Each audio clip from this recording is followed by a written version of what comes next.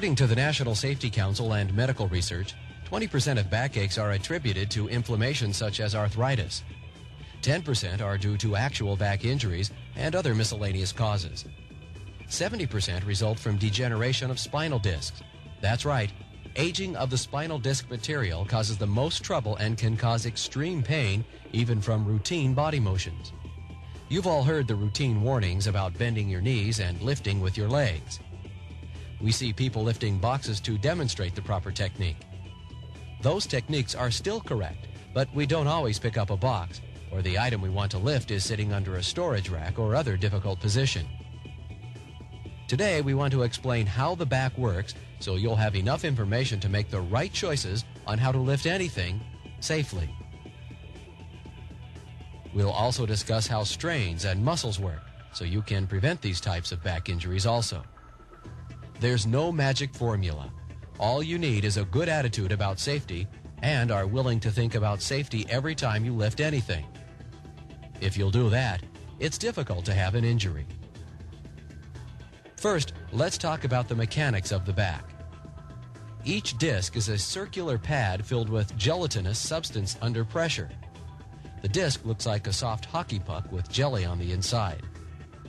The disc works like shock absorbers or springs that provide a linkage to the vertebrae or bones, but prevents any sliding of one vertebra against another. The spinal cord is a bundle of nerves in a protected vertical passage behind the disc area.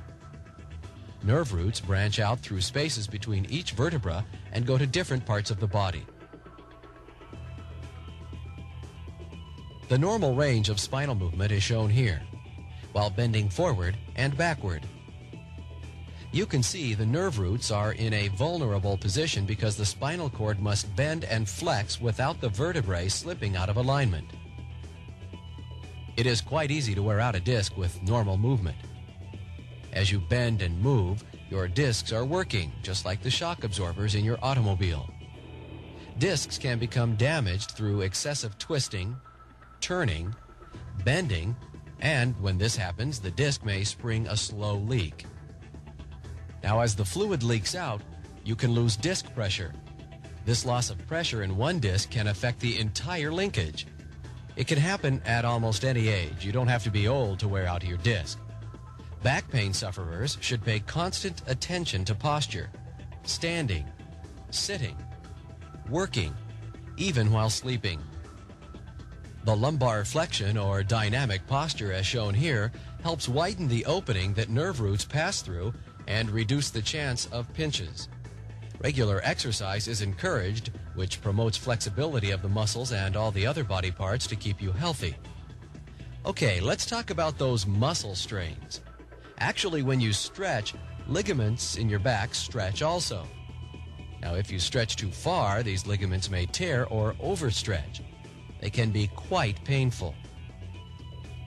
Many times we must lift something over our head, so you're going to stretch your arms to reach the object. The best way would be to set the lifted object on a table or other support. Then reposition the object so your arms are doing the lifting, not your back.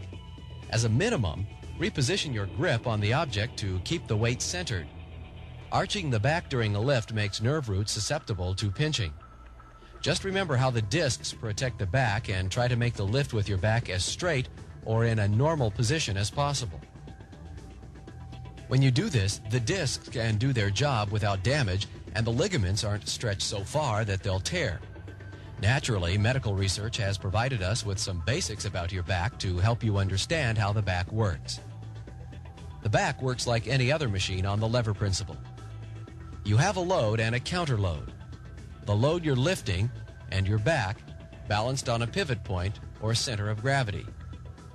The heavier the load, the more counterweight you need, or some position to help offset that load. The back has a 10-to-1 ratio to the object you're lifting.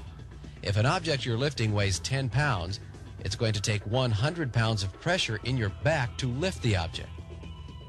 This puts a lot of pressure on those delicate discs. Add in more weight, more length of the lever, or an awkward position, then you're adding much more pressure on those discs and, of course, the ligaments. That's why you hear safety and medical personnel telling everyone to bend your legs and squat down near the object you're going to lift. This keeps the discs lined correctly between the bones. Get a good palm grip. Don't use your fingertips. The palm grip is designed to make sure the object you're lifting doesn't slip out of your hands. Lift the object slowly to prevent any jerking movements that can cause discs to move out of their proper alignment, and bring the object close to your body. This reduces the lifting pressure based upon the 10-to-1 ratio of the lever. The closer the load, the less pressure it takes to lift. You have a good grip. The object is close to your body. Now stand up. You're using your leg power to do the lifting, not your back. That's the standard method of lifting safely, and it does work. Now, how about the more difficult lifting situations, such as trying to lift different types of objects in a less than ideal situation? Let's take a look. Did you notice how he used his free hand to provide support for some of the lifting? Anything you can use to provide additional support is great for your back. Keep in mind how your discs support your back, the 10-to-1 lever ratio, and that you have ligaments in your back that can stretch and possibly tear. Whenever you have a particularly difficult load to lift, you can use your good judgment and make the right decision how to lift properly. Naturally, if the load is too awkward or heavy for one person, get some help. Safe lifting doesn't have to be perfect, but it does have to be done safely. Twisting your back while lifting is extremely dangerous. Find another way to lift, because it only takes one wrong way to cause a problem. Perhaps you have been lifting improperly, twisting and lifting and stretching, and your back is still in good condition. Well, that doesn't mean you haven't injured your discs.